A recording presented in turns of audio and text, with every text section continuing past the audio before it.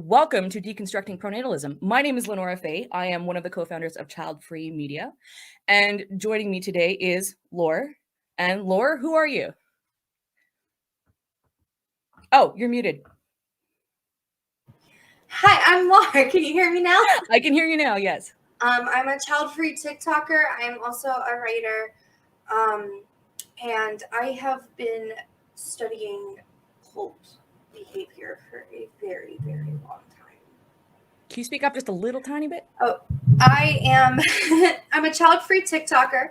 I'm a writer, and I've been studying cult behavior for a very, very long time. I've actually helped multiple people get out of fundamentalism. So I have a lot of experience with deconstruction. And I have personally gone through deconstruction kind of without realizing it, to be honest. Again, I was born and raised into a cult, and I'll get into that a little bit later. But okay, so this is an interesting take on pronatalism. We're going to go through some definitions, and Laura's going to introduce kind of the structure. Now, again, keep in mind, this is being recorded. This is going on podcast form.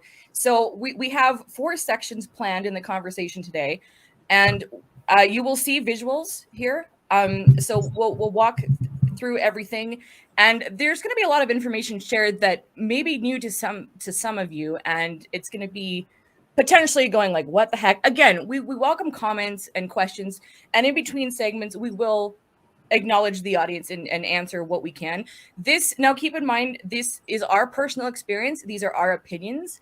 So, we're not here saying this is exactly what is. So keep that in mind. Now, Laur, like, where do we start?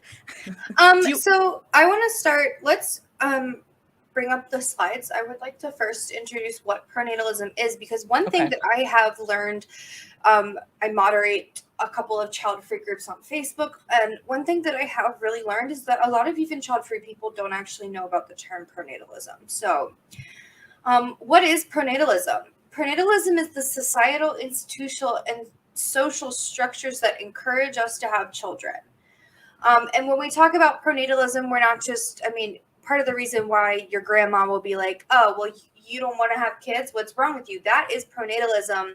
It is not the act of her asking you. It is the social, institutional, and societal structures that have caused her to be socialized into thinking that way. This is kind of a new term. The first time I actually heard it was Laura Carroll's Baby Matrix. But it's been going on in academic circles for a very, very long time, especially within feminist theory. And actually, Margaret Atwood mentions it in The Handmaid's Tale. And I remember reading it for the first time when I was in high school and not knowing what that word meant. It was something that we didn't really talk about. And so pronatalism is just the idea that, it hurts mothers, it hurts child-free people, it even probably hurts fathers. Just with this idea that you have to be a parent and you have to be the best of the best parent, or else in our society you hold less worth. So you had mentioned something about, it may affect fathers. Can we address that for a second? We had talked about, I definitely think that when we're talking about pronatalism, we're talking about it affecting women a lot more. And not to say that child-free men don't go through bingos, that child-free men don't go through the same things. However, when I've had partners who are child-free and they tell their family that they're child-free, it's kind of like boys will be boys. Right. But when I tell people I'm child-free and start talking about it, it's child-free women are terrible. They all hate children. They're all so toxic. We get a lot more pushback. Mm-hmm. Not to mention that in the United States, women's bodies are under attack. Men don't have to sacrifice their bodies. They don't have to go through the same dangers that motherhood precludes. And a lot of times, a lot of the things that I hear from moms is that men can be fathers and still pretty much retain their identity that they had before they became fathers, which probably also means that they're bad partners. But again, pronatalism tells us that the mother is what's responsible, or who's responsible for taking care of a child. Right. So again, so keeping in mind what we're exploring today, and I'm going to use the word exploring, because this is essentially what it is. We're going to be showing you the bite model, and Laura will explain that in a little bit. And again, keep in mind, we are two cis females here.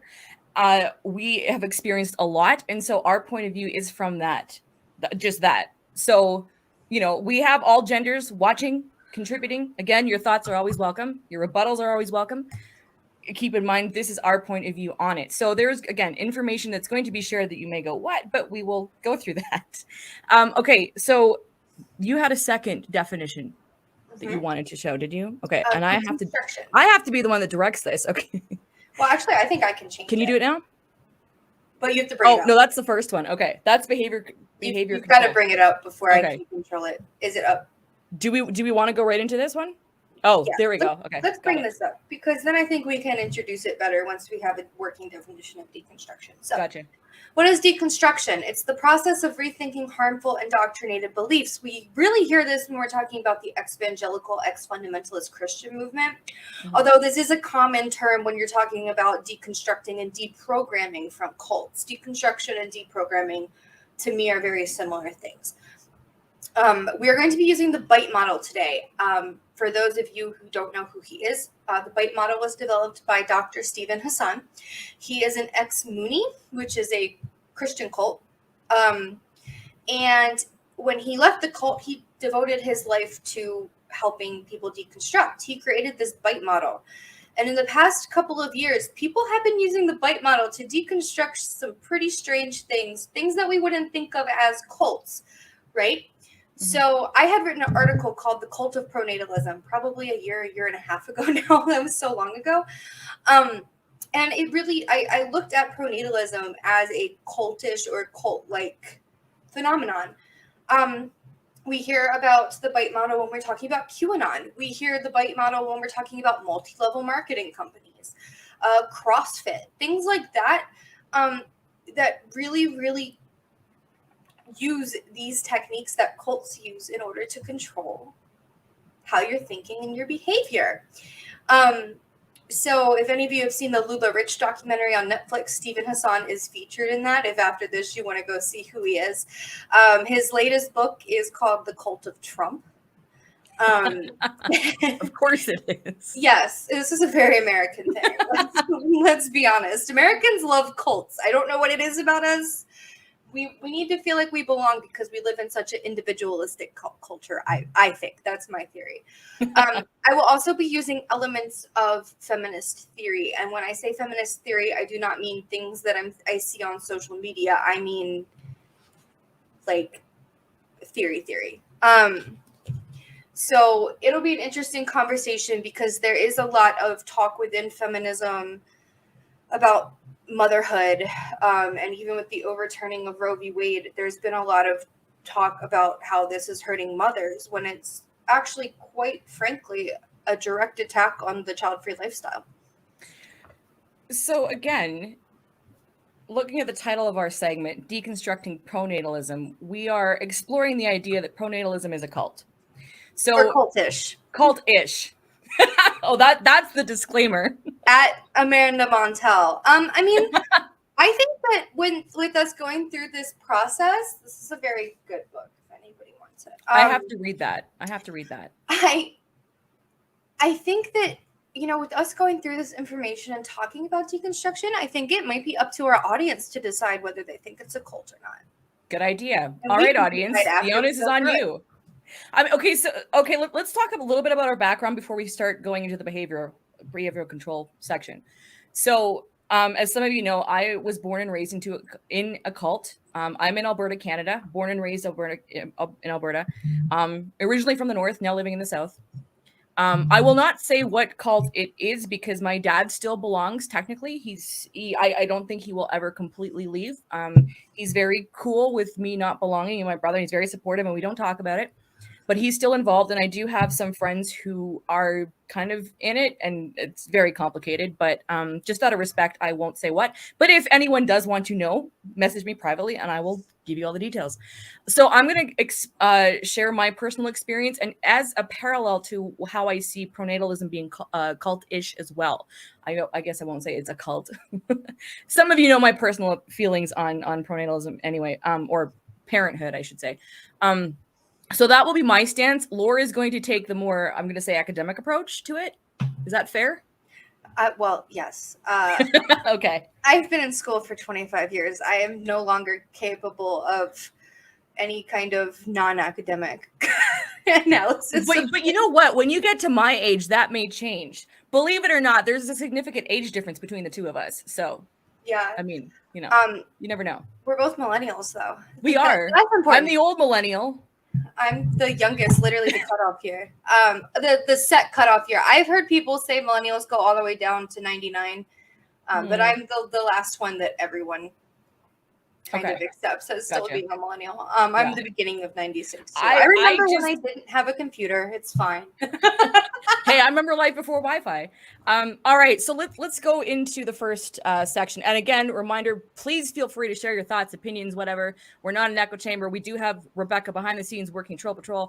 But feel free to, and in between segments, we will address the audience. So we will not ignore you, but you know. And again, reminder, this is going on podcast form. So if you, there's potential that your comments will be read, your questions will be read, and that is going to be, this is all public. So it will be also part of the podcast. Rebecca, behind this, I can see her backstage. If you want to remind the audience how to ask the question, feel free to put that in chat. Okay, so we're going to go through the first section, behavioral control, and let's get started. This is the fun part. Okay. All right. So the BITE model basically breaks down into 4 different subsections. And so what we're going to do is take those separate subsections and we're going to go through all of the points. So I want to give a disclaimer that we did cut some things off of behavioral control because they were not relevant and they were a little bit brutal. Most cults don't even, I would say like 80% of them don't follow what we saw. So they were a lot brutal to keep it a little bit more suitable for audiences, although I wouldn't say that this podcast is suitable for children. I had to make that joke. Fair enough. So behavioral control, this is all about when we talk about this and we talk about evangelicals and purity culture and stuff, I think that's the best way that I can say, like, if I was in a fundamentalist church, what I'm wearing right now would not fly. Same. Because, the boobies are out and everything. Yep. So when we're talking about behavioral control, we're talking about things like that, like your behaviors, not necessarily your motivations or your thoughts behind the behaviors, but things that you do. And even if a lot of the times with behavioral control, it's like, even if you're questioning, you're still going through these behaviors and like, you're not letting anyone know because you're still doing these behaviors. So yeah. Number 1, regulate an individual's physical reality. All right. So how does pronatalism fit into this? I would say, we are taught from a very young age that we get periods and our uteruses are for making babies. Mm-hmm. I had to learn that at 10. When I got my period at 10, I was told, oh, you're a woman now. Why was I a woman at 10? Because my body could then carry a baby or potentially make a baby. Yeah. And I think that we're taught everything around how we behave as young girls, especially those of us who got our periods very early, which is actually very common in women who have endometriosis and PCOS, by the way. So we're taking women who already have, probably are way more likely to have reproductive health issues. Those things are actually sometimes activated by trauma. And we're telling these young girls who already have a higher chance of having health issues, being through trauma, that, oh, your physical reality is that you can make a baby now. Yeah. To me, I mean, that speaks volumes, because for me, I developed really early. I had a teen body by the time I was 10. I had an adult body by the time I was 12. And again, growing up the way I did, I was appearance, like you had to hide yourself. Like I was, you know, always in a dress. I mean, I'm still always in a dress, but like it was confusing because there's the, you know, I didn't grow up in a compound. We were in the real world, but I was taught like you can't draw attention to yourself, which anyone who knows me goes, well, that's not LeNora. But like, so first of all, the physical side of things, having an adult body at a young age, and then also having this religious dogma piled on you that you are wrong because you're attracting attention and that's out of your control. You know, I think of just the struggle it was for me to just maneuver through childhood looking the way I did and being objectified and being at the same time taught that anything about your appearance is going to send you directly to hell. Like it was a lot. It was a lot. So when I think of, you know, pronatalism, help me out here, Laur, because I have to toggle between like my experience and then what the point of our conversation is. Well, so I can tell you that when I grew up in conservatism, which I think is a cult, but it's not a religious cult, right? You can be conservative without being super religious. Yeah. But I can remember, I think it's just how society is, because I can remember I was the same way. Us short girls, you only grow as a woman 2 years after you get your period. That explains it. That's so why I got I'm my period in the beginning of being 10, and by the time I was 12, my mom kept buying me like bigger shoes, bigger clothes, because she thought I was going to grow. I didn't grow after that, right? Yeah. So yeah, it's us short girls usually did go through. I mean, obviously that's not the case all around, but most women I know who are my height, I'm 5'2", or like around my height. Actually, my mom's 5'4". She had the same thing. She was 5'4" at 12, right? So I think, you know, I can remember my friends were wearing bikinis because my friends were all like ended up way taller than me. I was taller than all of them. And so I came back this summer, like after 6th grade, and 7th grade, I was like the short one, right? I know. Broke my heart. So my friends are all super skinny, super, you know, looked like little girls, and they were wearing bikinis. I can remember the day my mom told me I had to wear a whole piece to the pool, and I had sensory issues. I still to this day will only wear whole pieces if they're like cutouts. I do not like whole pieces. Like it's weird to me. I don't like it just feels weird, sensory issues. And I remember like not even wanting to go to the pool because I asked her why, and she said, well, the men are going to look at you.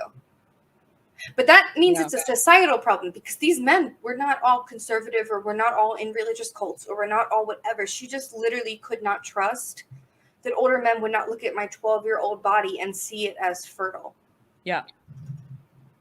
You know, and this is something that I've pushed out of my mind so many times, you know, over the years, and because it's still kind of uncomfortable to talk about, to be honest. But putting myself back in that 12-year-old state, the confusion again, because sexuality is not something that is discussed. It's just wrong. Like, you're not supposed to act on it. We're taught about impulses. Like, again, this is my experience from birth. We're taught all the things that are wrong. And, you know, when you are female and, you know, it's just that expectation. I mean, basically, you know, we'd have these summer conventions, and basically it's people looking for wives and husbands, right? So, there's sound on your end there. But yeah, and so like that's so wild to me that like the people are like 15, like looking for wives and husbands. Yeah, no, it's scary when you are like. I remember when I moved down here, I was 12, again, fully developed. I remember we had our summer convention because it was not that far from where I live now.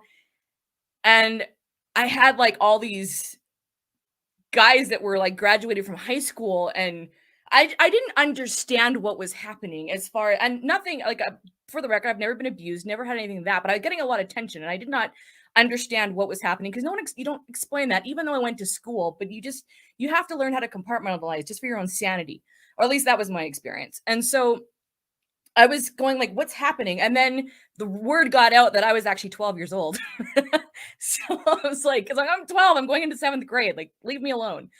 And so it was a bit confusing, but you know, I think of just that's already the mindset. Like, this particular cult does not say you have to have X amount of children, but the expectation is you are going to marry, and people look. if you can only have sex through marriage, you are going to marry like as soon as possible.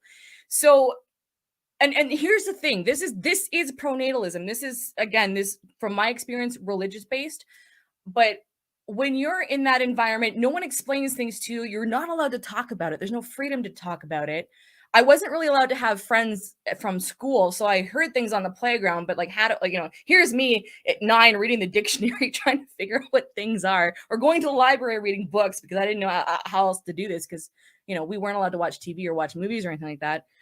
And then you get to that certain point, like you go through puberty, and then you're there, and it's like everything's flying at you, and you're like, what do you do with this? And, you know, it's just because it's so ingrained that this is your life trajectory, especially being female. You are like, I had conversations on the playground. What are you going to name your kids?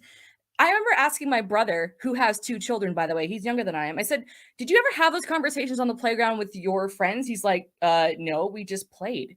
I'm like, from a little kid, as a little girl, this is the conversations that you would have with other little girls. Like, okay, we're gonna get married, we're gonna have kids, and they're gonna be named this and that. And it was automatic. I knew that I didn't want that, but I just assumed it was gonna happen. So you can't tell me that pronatalism does not exist, or that it's not, like, it is behavioral control, because there's the societal expectations. There's that feeling you're groomed from such a young age that this is what you're going to do. But I'm really stubborn, and I had an idea that there was more life beyond where I lived. I grew up in a very tiny town of 2,000 people in northern Alberta that's in the middle of nowhere, and I wasn't raised around family or anything. And, you know, I there was that calling in me from a very young age that there was something else out there for me. But there was nothing in my actual life that would support that. Luckily, my mom put me in piano at a very young age, and so that was my ticket out. I developed a way out, but I just had that fight in me from birth, really, that I had to fight to get out from my circumstances. So, you know, and a lot of it has to do with, you know, pronatalism was not a term I knew until recently. And now when I look back at how I was raised and the conversations I had with other people my age, it's like, it's just everywhere. And it does affect your physical reality, because you don't think about it until you're kind of moved through it, you know? But even today, it's still that way. You're muted, Laur. Okay. That reminds me of a conversation that I actually had with someone once. I said something like, oh, like, you know, like your daughter might grow up and be child free. And she said, oh, but she likes baby dolls. What little girl doesn't like baby dolls? Because we're giving them I played with baby dolls. Yep. I would literally, okay, so when I was a kid, I would literally play house, and then I would pretend to be a working mom. Like, my favorite thing to play when I was playing house was, like, I dropped my kid off at daycare, and like that should have been a sign right away.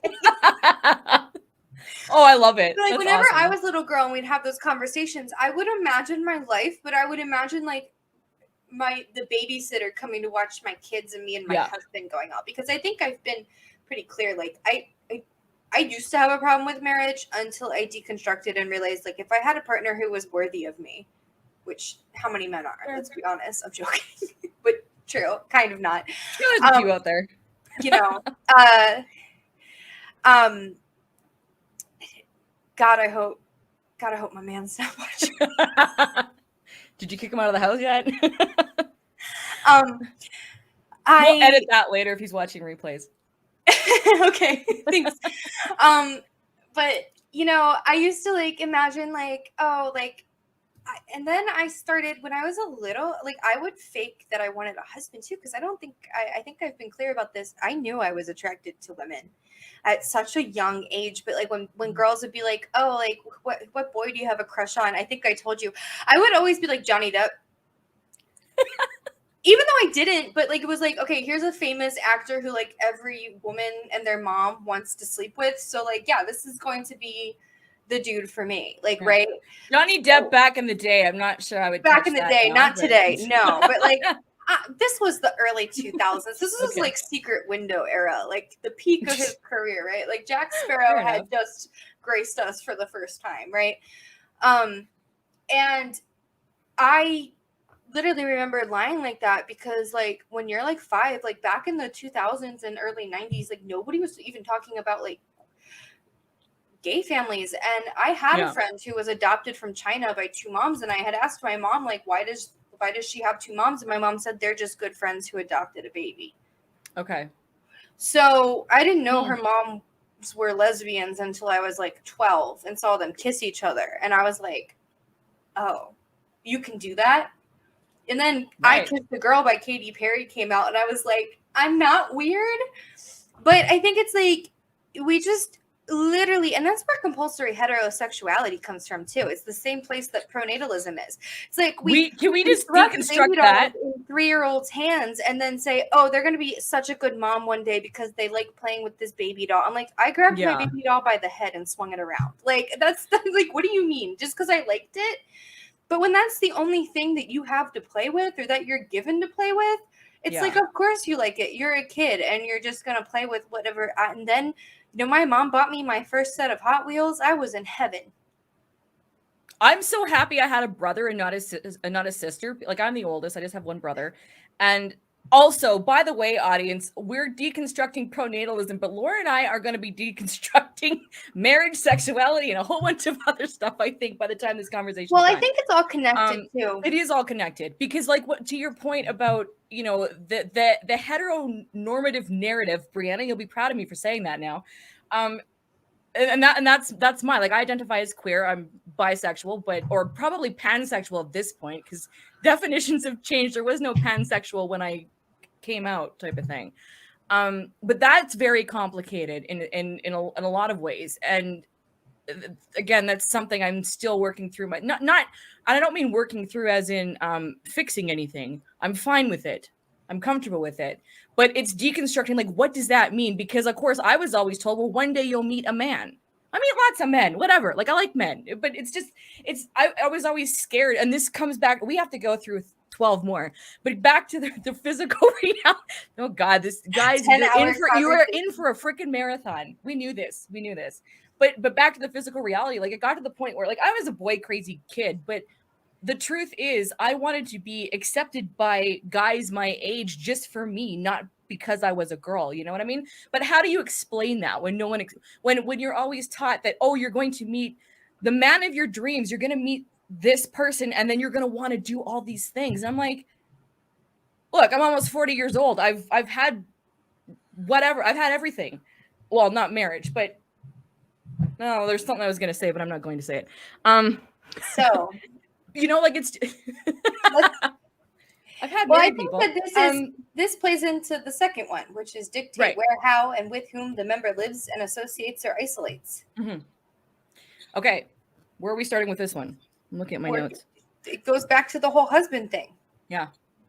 Right, because it goes back to the whole nuclear family thing. You are a weirdo if you buy a house with your female platonic best friend. Yes.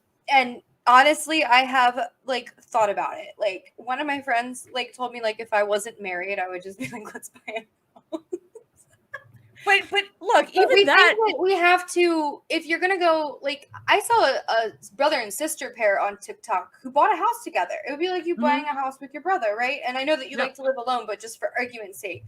We were going to do that by the time I was in kindergarten, my brother and I decided that we were going to buy like a duplex complex. He'd live on one side, I would live on the other. Well, I don't think you'd mind that so much because it would be a duplex. Exactly. But then my brother decided to have children at the age of 19. So that's kind of like done. You know what? He threw off your whole plan and you can He did. I think because my brother was like the one person I was comfortable in this world. Like we don't live in the same city. I saw him yesterday. We do a podcast together. We're close. But we live different lives and we don't interfere with each other, but we've always had a strong connection. So for me, that was where I found my acceptance, I guess, with men was through my brother. I thought, well, that'd be perfect. But I love both my brothers, but like one of them and me are like super close. I think that we're the opposite. They're older than me. Okay. So, my sister's the younger one. So I'm like the middle child. This is why I'm child free, because I have middle child syndrome. Well, it doesn't explain why I'm child free. I have both. The oldest, but okay. I somehow both have middle child syndrome and eldest daughter syndrome. Ooh, fun. Go figure, because fun, they're boys, right? They're boys. Ugh. boys will be boys. Anyway, and like, no, I can tell, like, my dad's a lot more protective over me than he is with them. Like, my dad, I was at my parents' house and I had my friend over who I've known since, like, we went to the same high school, right? Mm-hmm. My dad was like, I have cameras out here near the pool. And I was like, Dad, I'm 26 years old. What are you doing? Okay, I want to just a sec to dictate how, when, and who with. Okay, so can we, again, not to make this about parents and children like directly, Right. but you think about as child-free people how we've had to form some sort of community. And again, you know that I hate the word community. Like, for me, I'm more of network than community, because again, cult survivor, community just gets my alarm bells ringing. But we've developed spaces. We're in spaces where we're, forming bonds with other child-free people, not because we want to disassociate with parents, but we need to, it's nice to have people who understand your life choice. And then if you like, I think most of us have friends who are parents and it works, but there's this whole parental versus child free, there's this divide, right? I can tell you the most my feelings have ever been hurt is not from bingos. It's from seeing parents that I'm friends with or close with go, I need more mom friends. Yeah, that hurts. And it makes me feel like, is our friendship not enough? And I know that they mean because they want friends that they can have play dates with, but it's like the fact that you're like, I need more mom friends instead of just saying, hey, any moms want to set up a play date. It makes me feel bad because I'm like, am I not enough for you? Am I not worthy? And it's like, okay, here's the other thing. I've been going very viral on TikTok for the past 3 days. Honestly, a lot of the comments are giving me a lot of fuel for this conversation. I'm not going to like read their usernames or anything, but I remember the content. No, we're not. I'll read the usernames of people who are involved in Childfree Media. That's about it. Fair enough. So, also, I cannot imagine the fallback if I was to read the username and actual comment. Wait, look, we just started Childfree Media. Please don't get us shut down. Not do that.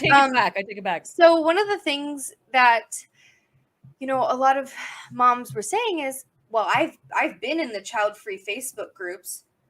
Mm-hmm. Those are private. Those are supposed to be private. Those are supposed to be places where we can vent about our child-free feelings. I don't know one child-free person who goes into mom groups. I was in a pregnancy group once when I was actually pregnant. Mm-hmm. We'll be getting into that story. And I left the minute that was not going to be a thing anymore, right? Yeah.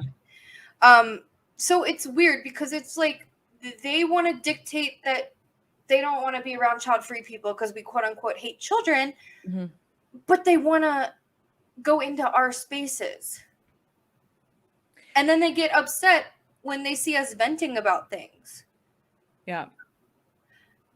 And I mean, again, this is where like personally, I guess that's partly why I felt the need to continue advocating. I mean, first it was just kind of a place for me to say something, but you get to different levels in your child-free journey, and not everyone is going to be a content creator, not everyone is going to be public with it. But I think initially when I started realizing that I wanted to talk about my choice to not have kids, and it was just a blog, again, I had no audience, you never saw my face, I was not the way I out the way I am now. But I think of what I used to talk about, and it was pretty surfacey to start with, because that's, you kind of develop a comfort level and getting more deep into it. And because that's the more common approach in child-free spaces, like I think of Reddit and, any group that happens to be public, people just see the surfacey shit, which is fine. Look, we need to celebrate what we're doing in life. There's nothing wrong with that. But the thing is people stop at that point. And by people, I mean outside of out of the child-free community. People look at certain things, or they see a rant or whatever, and they go, ooh, wait, this is what you guys are all like? Okay, done. Yeah, It's like they don't want us to judge all parents. And then they'll see one child-free person having a bad day going, like, I'm really frustrated at this. And they'll be like, oh, I hate all child-free people. Like, you're all toxic. And that was like the number one comment. But you know what? How many parents I was actually able to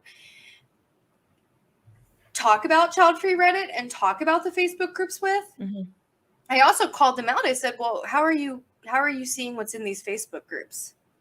Yeah. So what was their answer? They conveniently did not tell me how they got into the private Facebook groups. Ooh, they're like, sneaky. well, Reddit's bad. I'm like, oh, so you're backtracking because you were spying on us. And that's a very, again, that comes up later, encouraging people to like spy on ex-members, and we are ex-natalists here.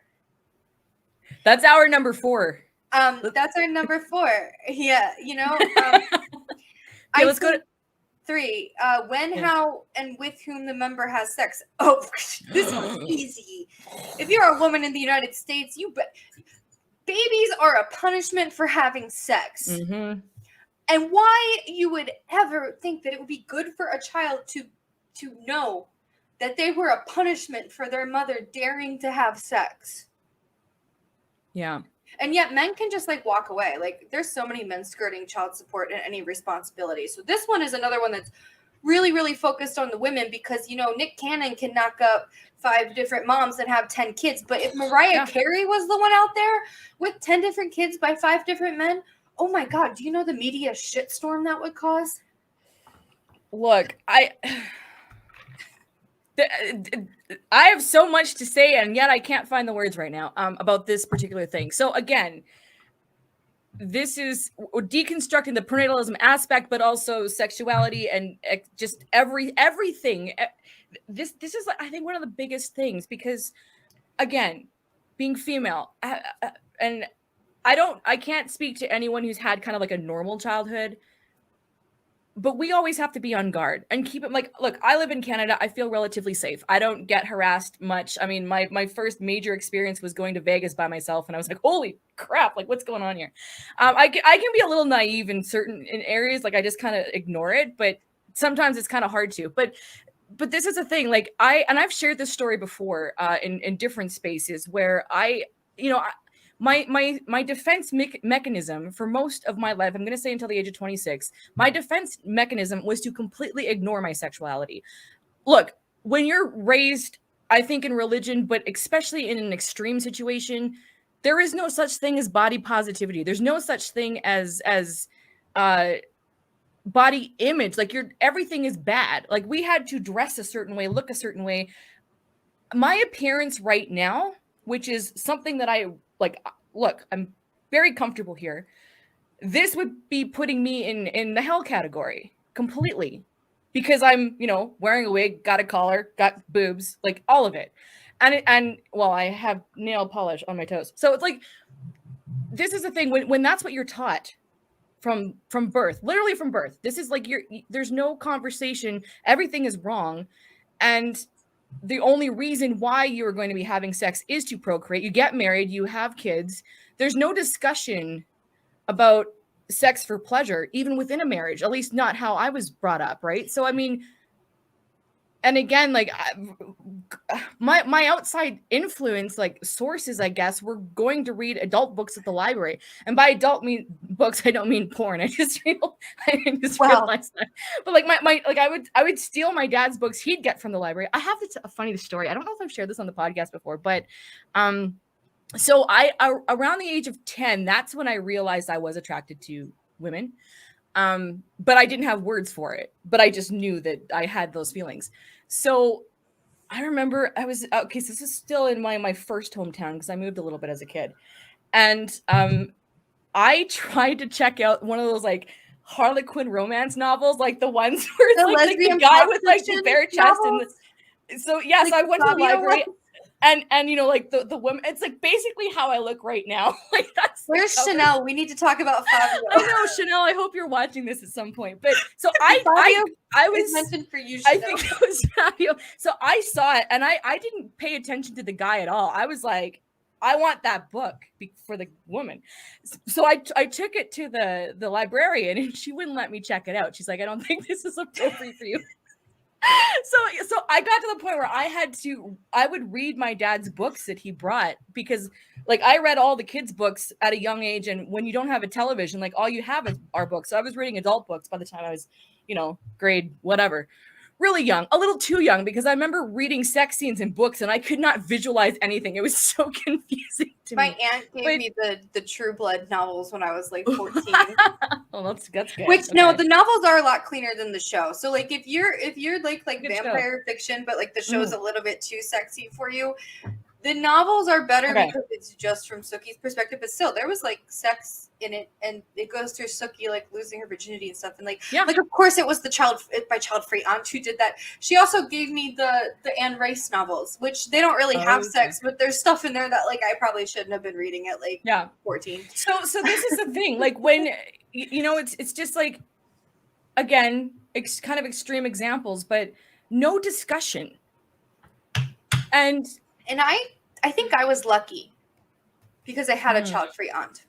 Okay. Who was very open with me about I'm on birth control. Right. I'm trying to get my tubes tied. I knew what a tuba was when I was like 13 because that's when she got hers.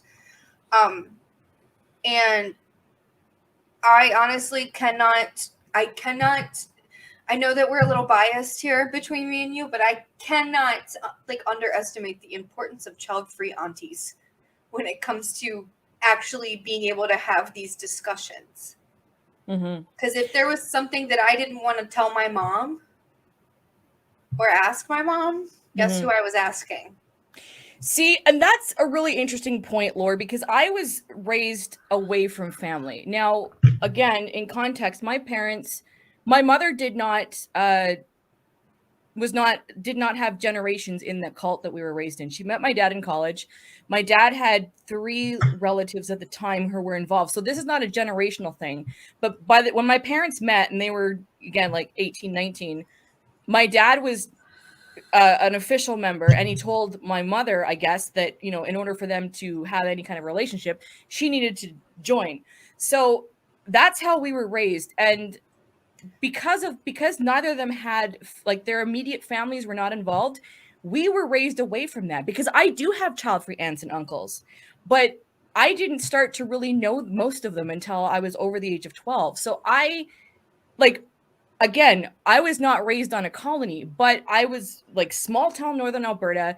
The only people I was really allowed to associate with were other people in this cult. So I did go to regular school, but again, always the outsider because I didn't understand half of what my peers were talking about. But and we didn't have internet back then because I'm, almost 40. So like that, resources were very limited. It was just me and my imagination and books at the library, basically, because it's and that was done on purpose, which, I'm cool with my dad now. My mom has since passed, but it took me a long time to be okay with that because it stunted me in a lot of ways, And there's still, we'll talk about the effects later because there's things that I still go through that I go, I can't get rid of this thought, I remember there was a big population, or not a big population, but there's a lot of Jehovah's Witnesses who I consider to be a cult, in my elementary school and middle school. And they kind of lived around us, but I remember there was one family and they literally lived in our neighborhood,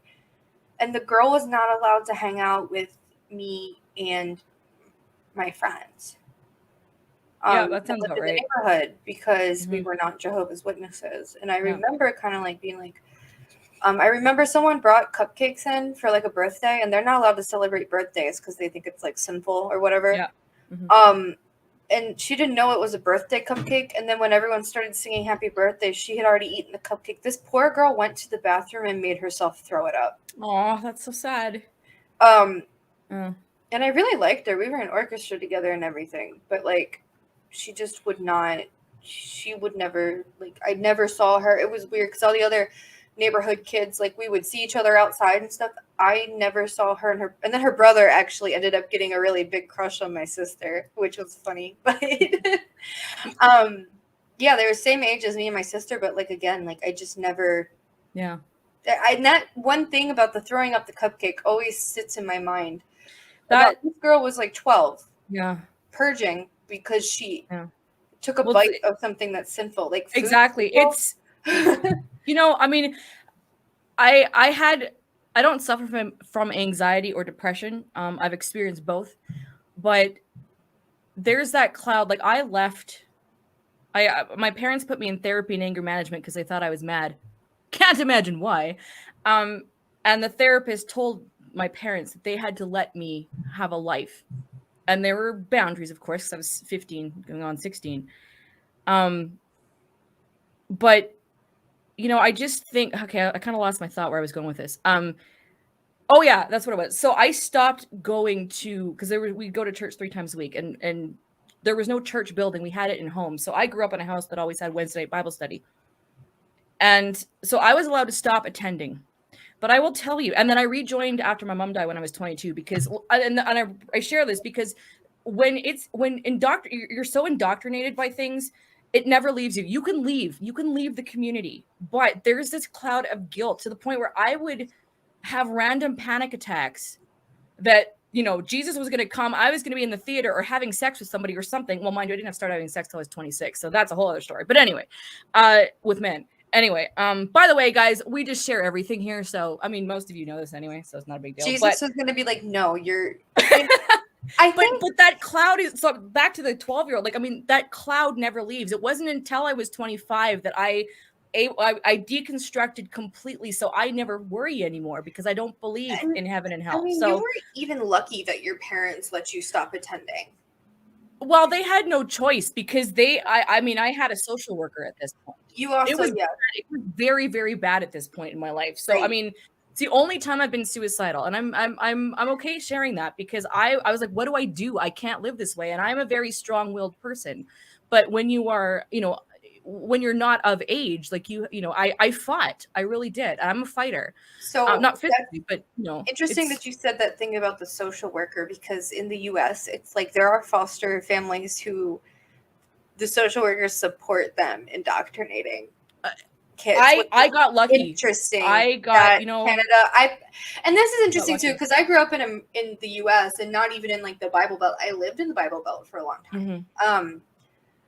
I lived in the Bible Belt for a quarter of my life at this point. Wow. And I'm not anymore, but, the absolute culture shock. I got secondhand guilt when I moved to North Carolina because everybody was religious. And by that point, I'm not an atheist anymore, but I was for a very long time. I was a militant atheist too. And the thing is that I saw what I mean, I'm not a Christian anymore, right? But I'm a witch. Anyway. We've got 10 minutes in this segment left, technically. Yes. Okay. So why don't I introduce like these 3 next ones are physical, so like all like kind of physical. So why don't I introduce those together? Yeah. So control types of clothing and hairstyles, regulate diet, food, drink, hunger, or fasting, and manipulation and deprivation of sleep. Well, babies do all of that. Sorry. And then there's also like this thing about like moms who are young, like you can be a MILF when you're old and your kids are grown up. Then you can be a MILF. But you can't be a sexy moms with like young. Babies aren't like you gotta dress like a mom. Although Instagram tells you otherwise. Instagram wants to tell you otherwise. Instagram wants to tell you that your body bounces back immediately right after you give birth, and you're allowed to. One thing that one of my mom friends that I grew up with, that's really the reason I'm friends with so many moms. I'm really the only one who chose the child-free life out of the people that I grew up with. But one of them says, like, she's like, I've been in these mom groups, and these people are like, my kids are 9 months apart, and she's like, ma'am, did you want an infection? Like, she's one and done. Most of my mom friends are one and done, but she's like, did you like give birth? And then the woman, she literally asked the question, like, she was like, you're supposed to wait 6 weeks, like, for your sake. And the woman was like, well, the hormones were just so strong, and I had a C-section, so it's fine. And she's like, ma'am, that's not fine. You cannot get like no. Even if you have a C-section, that's not safe. And like doctors tell you that, but then like there's so many women who are wearing it as a badge of pride that they endangered their bodies that like I think social media is actually really detrimental to at least like even reproductive health, because doctors don't tell you everything that can go wrong postpartum. I'm the one who's telling people like No, after you have a C-section, after a year, if your feeling is not back, you need to go get your nerves checked because they probably cut a nerve. I had tocophobia, and I looked up everything that could go wrong during pregnancy. Like, when I was pregnant, because I thought it would make me feel better, it actually made me feel a lot worse. And made my tocophobia 10 times worse, especially after, getting sepsis and everything. Like, that was a problem. But we don't talk about how many women die in the United States. We don't talk about everything that can go wrong. My mom is having surgery that was caused by her giving birth to my sister 24 years ago. Wow. They don't tell you. See, and that's part of the thing. Like, okay, the manipulation and deprivation of sleep. I mean, look, again, baby jokes aside, there's this sentiment that, it's all worth it. At the end of the day, like, how many times have we seen mommy blogs or in that just in observation posts, what have you, where where again it's you become secondary. And again, keep in mind, everybody, that we're speaking from a cis female point of view. Right. I was going to say, disclaimer: fathers don't really have that experience. Yeah, because this is something that we have to, like, as two cis females here, have to consider.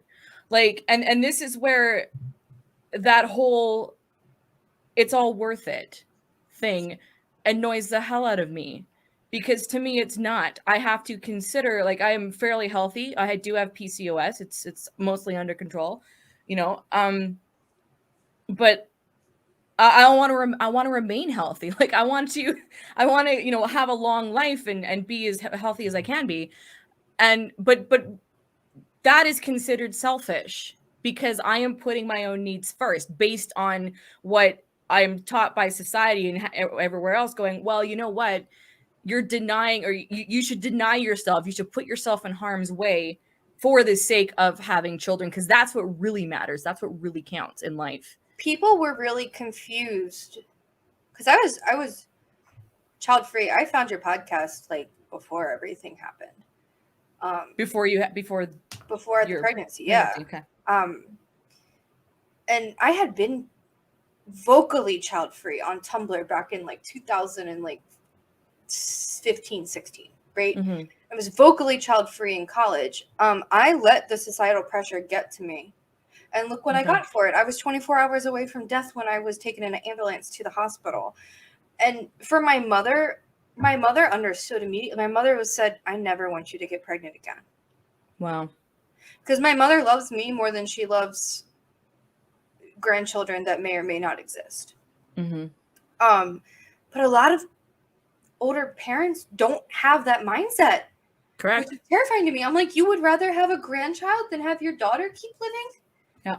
And my mother just never wants to go through with that. I cannot imagine, like, because I'm not a mom, but, when my dog got a heart murmur, I was a mess for, you saw it. I was a mess for, and she's fine. She's just chilling. She's taking a nap right now next to me. But, like, I even get crazy about my animals. I cannot imagine the fear that my mother felt when she got that phone call from the hospital. And the fact of the matter is,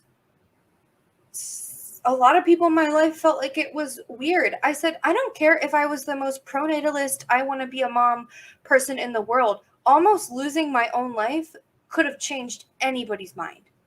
And that was me losing my life for something I didn't even want to do. Wow. And it was like, that's why I talk about the things that can happen to mothers. I'm not trying to scare anybody, but people need informed consent. And that's the thing. Motherhood in America does not come about in a way where you have informed consent. You can consent to wanting to be pregnant, but unless it's informed, what is that really doing? That's not safe. That's not healthy for anybody. And also, I found out I had lupus after that. So it's, and that always worth it.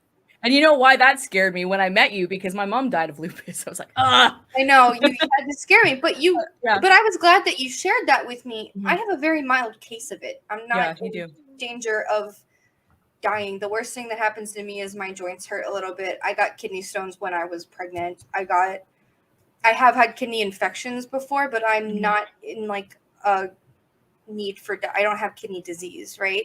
Yeah. They said I probably will never get that way as long as I take care of myself. But me getting pregnant again, because people kidneys shut down from pregnancy without lupus. So it's like me getting pregnant again would just be dumb at this point, I feel. You know? All right, let's go through the list, and then we can interact with the audience a little bit, and then go to the next. Financial exploitation, manipulation, or dependence, restrict leisure, entertainment, vacation time. These seem obvious. These seem major time spent with group indoctrination and rituals and or self-indoctrination, including the internet. To me, that's just baby showers, mommy bloggers, people making money off of their kids. It's like, yes, of course they're showing you how great it is because they're getting a check every month. Mm-hmm. You know, permission required for major decisions. Well, yeah, people literally, if you're a parent, if your brother, like when his kids were young, like he did drop them off with you for like a couple weeks at a time. But if there's a parent, wait, one week at a time. One week at a time. Couple, that's pushing it even for me, and I love being an aunt. But that's like, 2 weeks. What I'm saying is, if a young couple has like young kids and they drop the kids up with their grandparents for a week and like go to Hawaii, people are judging them. You're not allowed to do that anymore. This has been a big debate on my TikTok. You're not allowed to get a babysitter anymore. You need the Facebook. One of my mom friends said that you need the clout of being a 24 hours a day parent, or else you're not good enough, right? Permission required for major decisions. Rewards and punishments used to modify behaviors, both positive and negative. That to me is the bingos. Okay. Because if we're child free and they're bingoing us, that makes us like it hurts our feelings. That's a punishment. For sure. Discourage individualism, encourage groupthink. I'm sorry, I'm not trying to parent bash, but like 50% of parents that I interact with on who interact with me, who come into my space that's for child-free people and interact with me, don't use critical thinking skills at all. Like they're just like kids. They're lovely. That sounds like TikTok. I don't know why the TikTok moms are like the Facebook moms. I don't get it nearly as much on like Twitter or anything. No. Impose rigid rules and regulations. Again, that's that whole, you can't even take a break from your kids anymore. You got to take them to the bar and throw back shots. And I never thought that saying you should get a babysitter to throw back shots at the bar would be such a controversial statement, but it really was this week. So it was. I saw that. Yeah, man, you had people up in arms. Sorry that I don't believe in child endangerment.